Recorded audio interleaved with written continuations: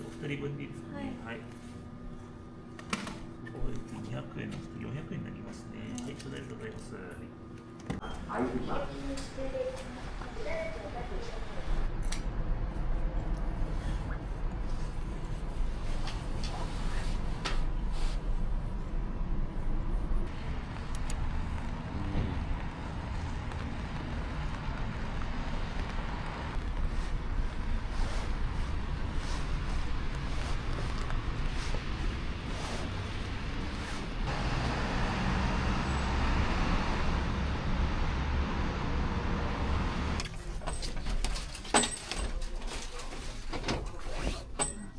先週は農業への影響をお伝えしたんですが、やはりこの漁業にもですね、漁に出る時で赤字になる状況だということで、燃料を節約して2時間かけて行ったり、近場で漁を済ませたりするなどの対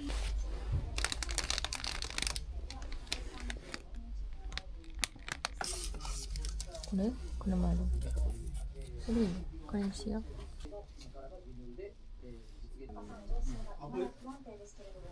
アポなし。突然来たよ。結構団体行ったんですよ。カメラとか持ってカメラみんな外に行って、カメラ入ってきたのは一人かね。ここで何いろいろ買ったんですか？で買わないよ。何も買わないで、ただ充電してた。そうですね。今日お天気悪くてダメだもん。一晩にして。明日晴れるから。明日でも曇りじゃないですか。いや、明日晴れる。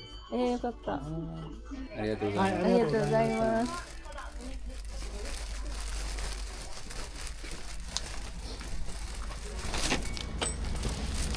結構降ってるな。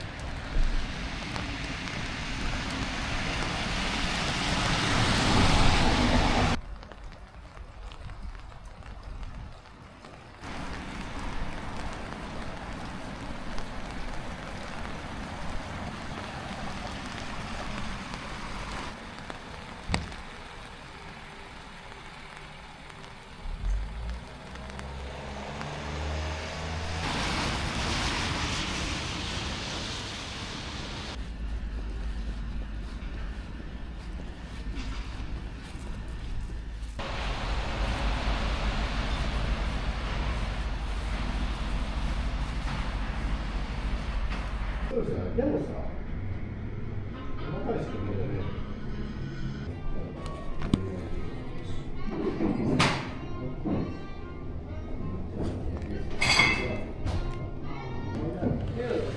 いろいろ増えたみたいですよ。そう。本当に入り口の個室で、今日か。あれの人の、福井さんなんか最近それです。おお。何ですかね。大阪でローストいたんですよ。ローストベースにいたんですよ。